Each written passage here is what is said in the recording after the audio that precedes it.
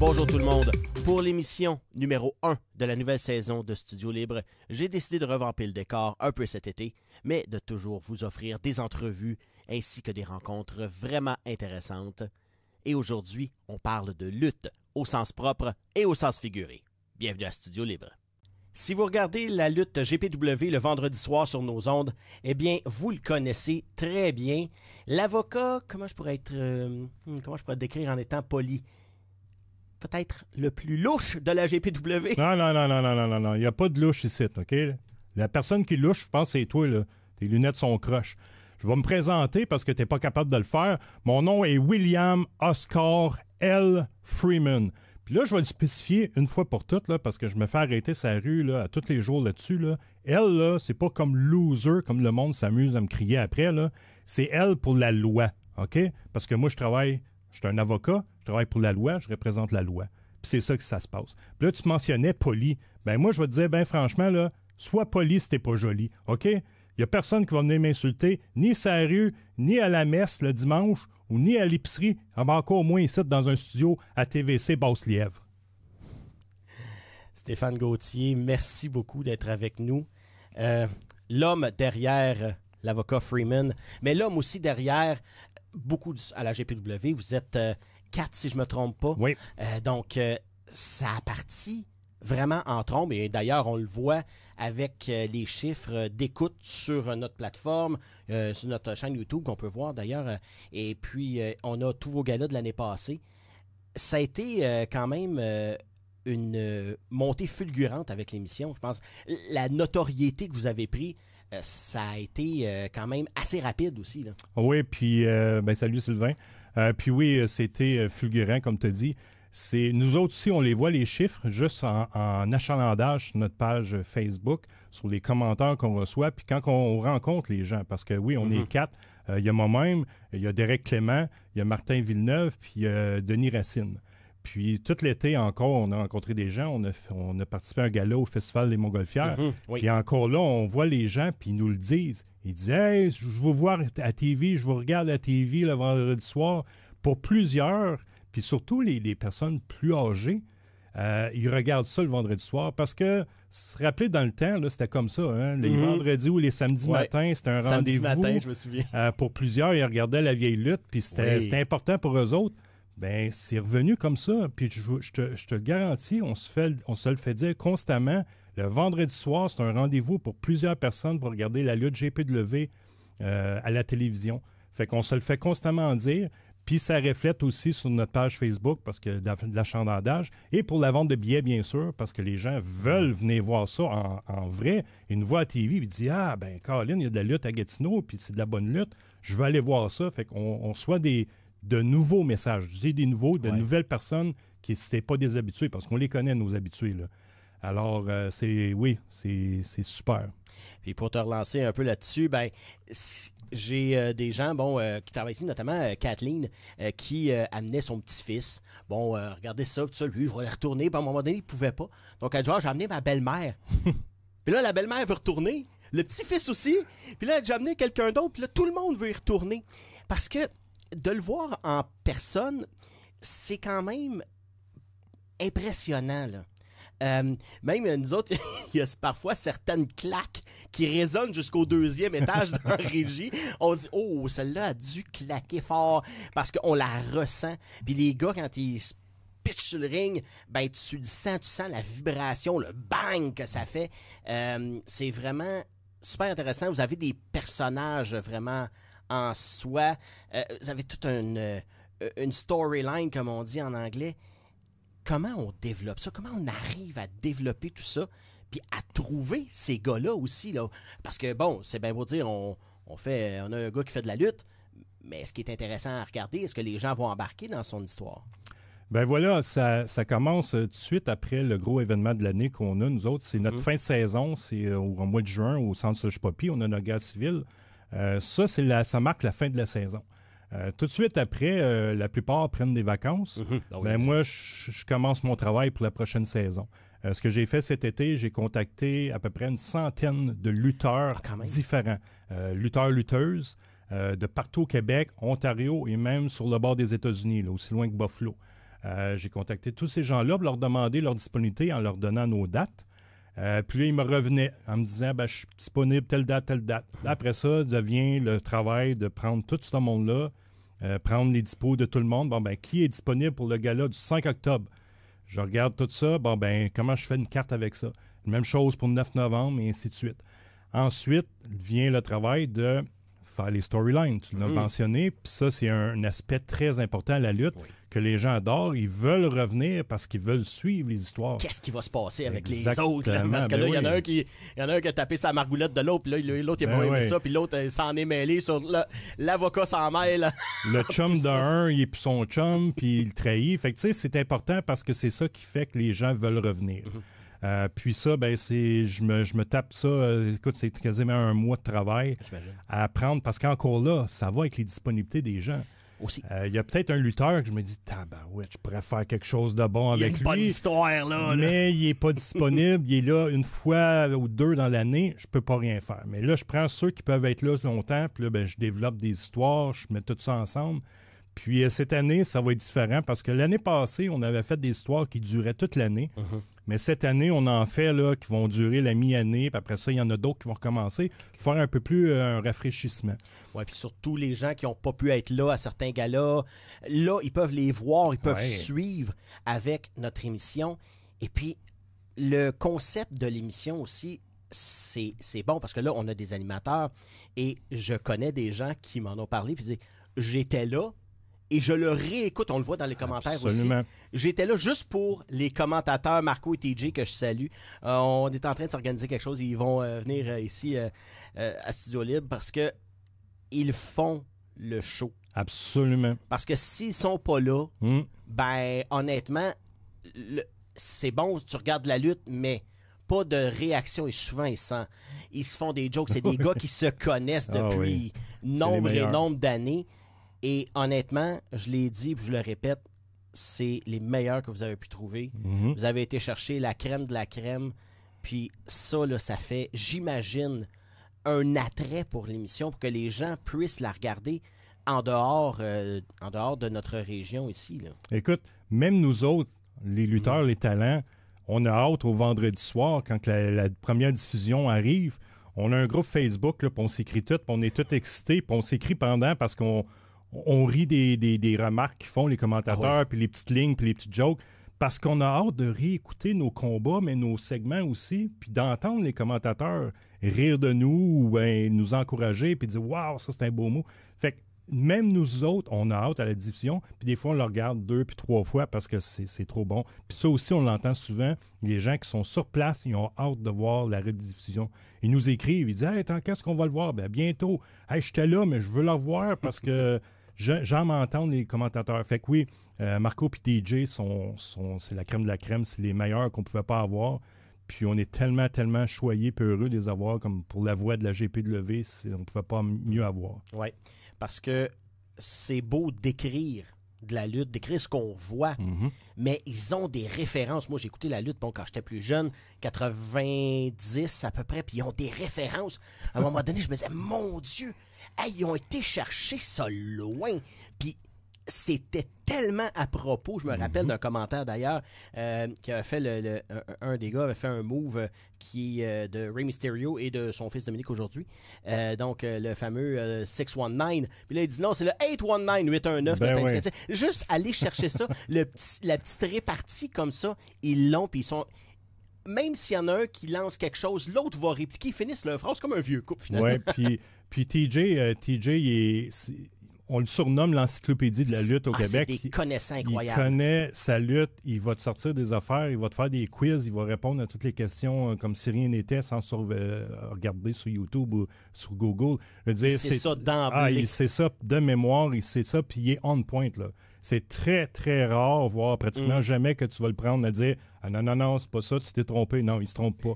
C'est le Paulude de la lutte au Québec. C'est vrai ça, je m'en allais dire, c'est le Paulude de la lutte. Qu'est-ce qui est au hockey, pas lutte? TJ, c'est celui pour la lutte. Quand on fait l'émission, bon là, tout est fait, tout est beau. Quand on fait un gala, à un moment donné, il faut en refaire un autre. Là. à un moment donné, et là, on s'en va. Bon, on a cumulé, d'ailleurs, ça joue en nombre présentement jusqu'au prochain gala, qui est le 5 octobre. Il faut vraiment, là, les gens qui nous attrapent un peu après, ça va être, c'est plate, ça va être passé, mais il y en a d'autres aussi tout au courant de l'année. Là, un autre gala, puis un autre gala, puis un autre gala. On se prépare combien de temps à l'avance? Là, on disait, bon, on fait ce gala-là, mais il faut avoir l'autre, puis l'autre qui s'en vient aussi dans la tête pour être capable de... Parce que des lutteurs, ça ne doit pas se booker à la dernière seconde. Là. Non, bien exactement. Puis c'est un peu ça, comme j'ai mentionné tantôt, j'ai fait ce travail-là au début de l'été, ce qui était nouveau. Parce qu'habituellement, on ne le faisait pas comme ça. On le faisait carte à la carte. Oh. On terminait un gala, puis là, on s'assoyait, puis bon, ben qu'est-ce qu'on peut booker pour la prochaine carte? Là, on avait un mois, là, puis là, ben, souvent... C'est du stress, là. Ben, c'était un gros stress, mais aussi, les lutteurs ne sont pas tout le temps disponibles, un mois d'avance. Oui. Fait que c'est pour ça qu'on se ramassait souvent avec les mêmes lutteurs. On avait de la misère à avoir de la nouveauté parce qu'ils n'étaient pas disponibles. Donc, c'est pour ça que cette année, j'ai fait le travail au mois de juillet et notre année est bookée. Toutes nos cartes sont déjà bookées jusqu'au 14 juin l'année prochaine.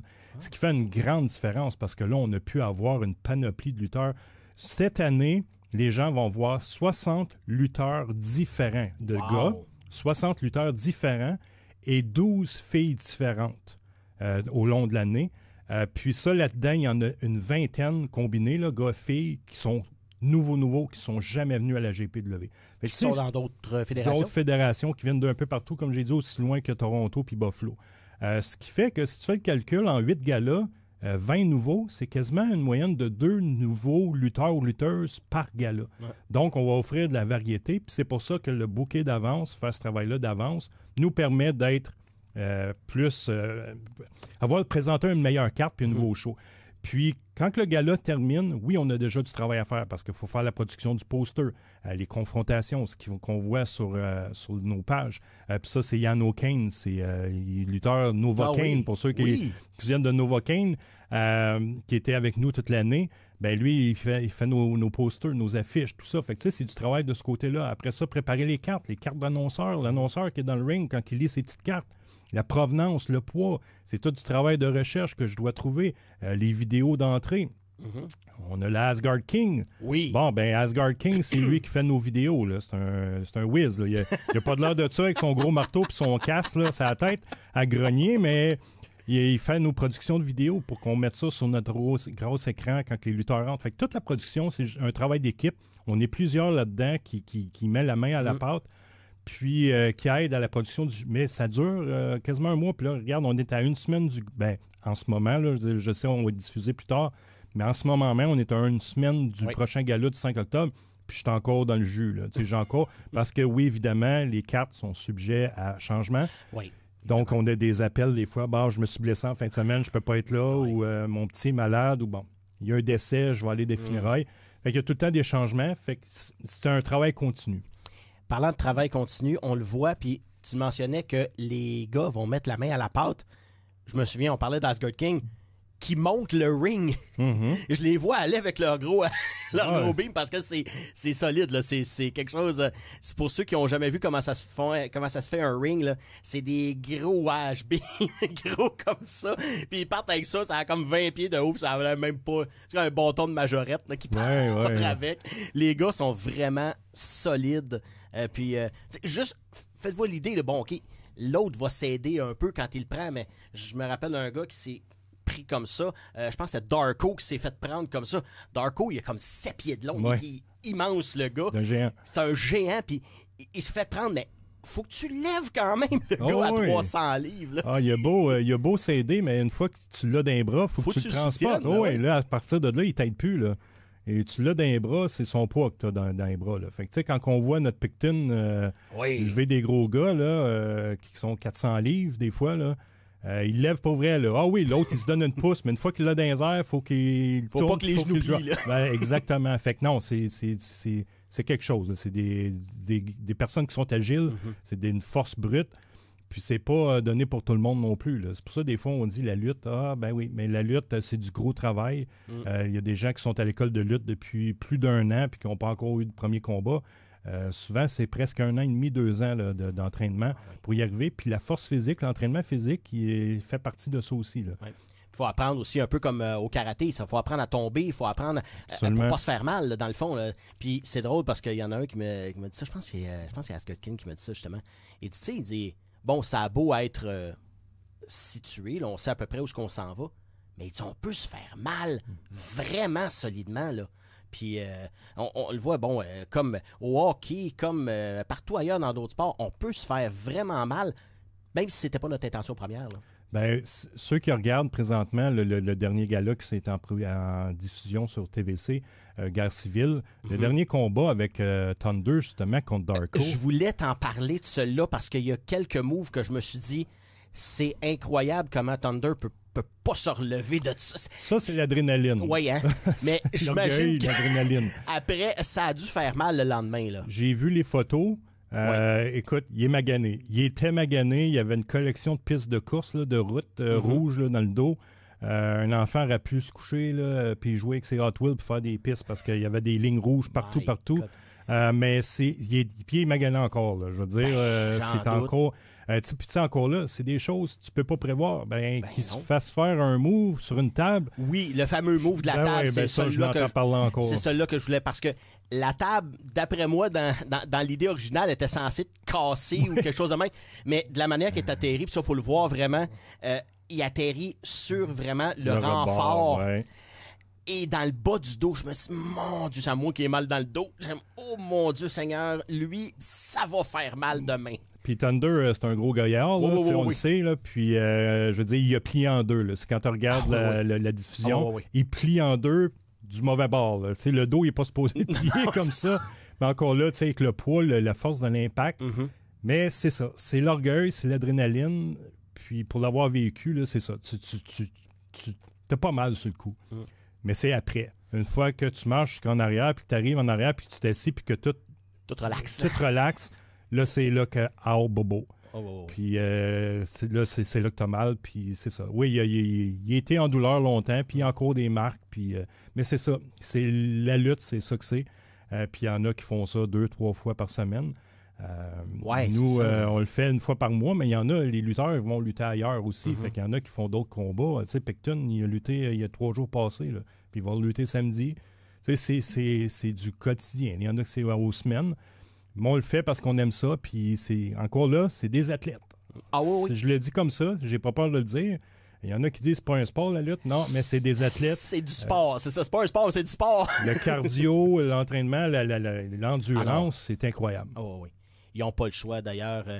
Puis quand on s'intéresse à la lutte, là, parce que de là à dire, parce que là on a parlé des sacrifices, l'entraînement et tout ça. Qu'est-ce qui vous attire là-dedans? Parce que, bon, personnellement, c'est pas quelque chose qui m'attire. J'ai mal dans le dos. Fait que là, moi, ma condition était déjà terminée. Mais même plus tôt, je les regardais, je suis comme, my God. Tu sais, on sait qu'est-ce que c'est la lutte, mais qu'est-ce qui vous motive à dire, hey, moi, là, à soir, là, samedi soir, là, ben, je vais aller me trimballer puis je vais sauter de la 3e corde sur un autre gars qui va me prendre puis qui va me tapocher. C'est quoi l'intérêt de base là, qui vous fait que tu dis, OK, là, je commence puis je m'entraîne en lutte? Je vais te dire une chose, là, au début, là, on se cachera pas, c'est pas pour faire de l'argent. Non. Puis c'est surtout pas pour faire les grandes lignes. Tu sais, on le sait, c'est pratiquement pas atteignable. On le fait pour le monde. On le fait pour la réaction de la foule, puis c'est vrai. On le fait pour les gens, la réaction des gens. Les gens, ils aiment ça, de voir leur réaction. Si on ferait ça, je vais te dire quelque chose. Si on ferait ça, puis qu'il n'y aurait pas de réaction, puis qu'après 2-3 matchs, que je me fais faire mal, puis que je me donne corps et âme, puis le monde, ils regardent leur téléphone, ils vont manger du popcorn, ils vont faire pipi. À un moment donné, je me dirais, bon, ben OK, peut-être que je suis pas à ma place, puis peut-être que je ne performe pas à assez un bon niveau. Mais une fois que tu vas rechercher ta crowd, puis tu sais, Derek et Thunder, il dit tout le temps, lui, c'est que si tu pourrais avoir ça en pilule, en capsule, cette adrénaline-là, ce rush d'adrénaline-là, quand tu passes le rideau, puis le monde t'a eu ou t'applaudit, c'est la même chose. Tu as besoin de ça. Comme n'importe quel artiste, d'ailleurs, qui cherche la drogue, la scène, ben c'est un peu ça. Tu l'as dit tantôt, on l'a commencé. Moi, je suis un avocat pourri, je suis un manager méchant. Puis des fois, je fais juste arriver au micro. Le monde me voit arriver au micro. Il me hue. Je suis pas capable de prendre la parole parce qu'on m'entend pas parler, même si j'ai un micro puis des gros speakers qui crachent le son 10 fois plus fort. Donc ça c'est mon adrénaline, ça c'est mon bonbon. Je le fais pour ça. Si on entendrait une mouche voler, je dirais, bah, ça c'est plate. T'as plus... Mais quand tu as une réaction, quand Picton il soulève quelqu'un, puis que le monde il pop, puis Asgard King, la même chose, puis tout le monde, c'est ça qui vient nous chercher, c'est ça qui nous motive, puis on le fait pour ça. Puis de voir les enfants après, quand Asgard King, après ou pendant l'entracte, il va prendre des photos. Il y a un line-up d'enfants qui va aller le voir, parce que premièrement, c'est un gros gars, mais son personnage, le Viking, il est le fun à voir. Les enfants capotent, ils trippent. Ils veulent aller le voir, prendre juste des photos. Le masque, le casque. Tu sais, quand il rentre, puis le fait... C'est un grand, gros bonhomme, Mathieu Jacques, qui est tellement sympathique. Ben absolument. Les gars sont sympathiques, oui. parce faut pas oublier en arrière de ça, c'est des pères de famille. Ben oui. On les voit arriver avec leurs enfants, leurs femmes, tout ça. Puis ça devient comme... Même pour nous autres qui fait la captation, ben, on les croise, on s'en va... Bon, nous autres, on va dans les vestiaires, des fois, on a jasé à un puis à l'autre, puis tout ça. Puis c'est le fun de voir que, justement, les gars ils ont ce genre de camaraderie-là. Puis je pense pas, en tout cas, à moins que je me trompe, que les gars, qu'il y ait de l'animosité entre certains, oui, sur la scène, oui, mais en dehors, les gars ont l'air d'être une grosse famille. Là. Ah, absolument. On est une grosse famille, on est tous des chums. Puis c'est ça qui est beau. Puis c'est un respect. Tu sais, avant tout, parce qu'on ne se cachera pas, quand tu fais un combat de lutte, tu as la santé et la sécurité de l'autre dans tes mains. Là. Ouais. Quand le gars, il se garoche, on en a parlé tantôt, là, quand il se garoche dans tes bras, là, il fait la première partie, mais après ça, il doit te faire confiance que toi, tu vas le tenir, puis tu vas finir le mouvement comme il faut pour le dropper sur le dos, et non pas juste l'échapper sur le cou, sur la tête. Parce qu'on l'a vu, ça peut arriver, puis tu te casses le cou, c'est fini, bonsoir. Quand tu fais un move où ça implique un bras ou une jambe, si tu peux déboîter une épaule comme ça, là. Oui, on l'a vu d'ailleurs. Tu sais, ça se fait. Mais tu dois faire confiance. C'est la plus grosse affaire, puis souvent, c'est ce que les étudiants ont de la misère à faire, c'est de faire confiance. Ils sont bien à l'aise de faire un move à quelqu'un, parce que c'est toi qui as le contrôle. Mais de te faire le move, c'est différent, parce que tu dis, Colin, je veux ma tête à l'envers, qu'est-ce qui arrive s'il me drop trop vite, je tombe sur le coup. Tu sais, c'est ce côté-là qui est difficile, mais c'est pour ça que quand tu as une camaraderie, tu te respectes, c'est plaisant. Ben, ça enlève ce stress-là. Parce que quand tu es stressé, c'est là que ça arrive, les accidents. Quand tu es trop stiff, t'hésites, t'es foutu. Ouais, donc, comment ne pas hésiter? Ben, c'est quand tu as confiance. Puis c'est pour ça, avant les combats, les gars, ils jasent, ils parlent de leur combat, mais avec un respect, puis une camaraderie, ils rient, puis tout ça. Fait que ça l'aide à enlever le stress, puis à partir de là, tout va bien. Tu avais attiré, dernièrement, au Centre Père Arthur Gartin, la dernière fois, vous êtes allé l'année passée, 600 personnes et plus. Oui. C'est beaucoup de monde qui s'intéresse à la lutte. Est-ce que vous avez été surpris de voir l'engouement pour attirer 650 personnes aujourd'hui dans le contexte économique qu'on connaît? Là? Surpris, oui. Et en même temps, on met tellement d'efforts, on met tellement de travail, puis on présente tellement des bonnes cartes. Comme tu viens de mentionner, on a des légendes dans ces galas-là. C'est pour ça que les légendes, on les invite quand on a des gros galas. Donc, le Slush Poppy, puis nos galas au Centre Père Arthur Gartin, parce que c'est une plus grande foule. Donc, plus de personnes peuvent profiter et venir les voir. Mais on a beaucoup de talents locaux. Tu l'as mentionné tantôt, on a beaucoup de talents locaux. C'est surprenant. Oui, puis ça, ces gens-là, ben ils vendent des billets. Tu sais, ils ont amis, famille, collègues qui veulent venir les voir, être sur la carte, performer. Donc, puis on a une bonne réputation. Tu sais, on donne des bons galas, on est près des gens. Les familles nous adorent, les enfants, les parents, tout ça. Puis on redonne beaucoup tellement à la communauté aussi, de toutes les façons. Donc, tu sais, les gens nous apprécient, puis c'est pour ça qu'ils nous supportent, puis qu'ils viennent voir nos galas.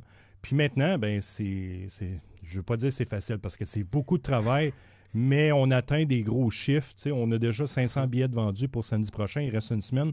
Puis on sait que c'est souvent la dernière semaine qu'on a le plus de personnes, parce que le monde, dernière minute, finalement, Ginette, on n'ira pas au chalet, on va aller voir la lutte. Fait que, tu sais, puis des fois, ben, même les walk-in, la journée même du gala, on vend 40-50 billets. Donc, ça va être un bon succès encore. Puis on est confiant pour la saison. Les gens sont au rendez-vous. Puis c'est certain, je le répète, que le fait que ça soit diffusé, que les gens peuvent le revoir, parce que des fois, on se le faisait dire dans le temps, j'ai manqué un gala, j'avais quelque chose, puis là, je peux pas le voir nulle part, puis là, je suis plus où ce que c'est rendu, les Et histoires. l'autre angle de vision aussi, si on est assis d'un bord puis on voit pas de l'autre, parce que justement, l'action se passe de l'autre côté, avec la caméra, nous on le suit, on est capable d'aller chercher des réactions aussi, puis des visages, puis souvent de visages en disant. Et ce que j'ai remarqué, et ce qui est le fun pour nous, c'est que les gars commencent à être de plus en plus conscients de la caméra et vont jouer avec la caméra. Et ça, c'est quelque chose de très intéressant parce que quand le gars va arriver, notre caméraman Danny, qui est là, et puis il voit la caméra arriver, puis ils vont sacrer la face dedans en faisant... Mais ça, c'est le fun. Nous autres, c'est du bonbon pour nous autres, puis ça fait comme, vraiment comme la WWE ou la AEW aux États-Unis. Exactement. Puis tu sais, tu dis ça, puis tu sais, c'est sûr qu'on peut pas comparer, mais en même temps, les légendes qui viennent à nos galas, quand ils sont venus les 2 années de suite au Slush Poppy, quand c'est fini, ils nous disent la même affaire. L'année passée, Demolition nous l'ont dit, puis là, cette année, Ted DiBiase nous l'a dit. Il dit, ce que vous venez de faire, là, c'est un Vince McMahon level production. Ça veut dire que WWF ou vous autres, c'était le même genre de production. Donc ça, c'est le fun, c'est flatteur, puis je veux dire, ça nous motive à continuer à travailler fort. Donc oui, nos productions, c'est de très belles productions. Puis oui, les lutteurs commencent à être habitués, puis parce que c'est sûr que c'est un autre volet à l'entraînement, là, que travailler caméra, parce que c'est pas quelque chose qu'on les habituait avant, mais maintenant, on le montre, puis on leur en parle. Puis un va le faire à un moment donné, puis l'autre va faire comme « Hey, oui, j'ai vu ça, je vais le faire moi aussi. » C'est vrai de ça. Il y a des idées qui se font comme « OK, attends une minute, mec, que je rentre, je vais faire ça. » Puis souvent, à l'entrée, là, le gars, il rentre, puis il fait son surtout les méchants là, qui font le face de méchant. Ça, c'est puis t'as tellement raison là-dessus. Puis on se le, tu sais, comme j'ai dit, on a un groupe de Messenger là, de tous les talents ensemble, puis on challenge, puis des fois, il y en a un qui dit « Ah, hey, je t'ai vu faire ça, watch-moi bien faire le prochain coup, j'ai une idée. » Ça donne des idées. Fait que là, il se challenge. Tu sais, c'est une compétition amicale d'essayer d'avoir de l'air plus que « Oh, t'as eu une bonne réaction, on va aller en chercher une meilleure parce que j'ai une idée. » Mais c'est tout en travaillant avec la caméra. Enlève les caméras, ils font pas ça. Là.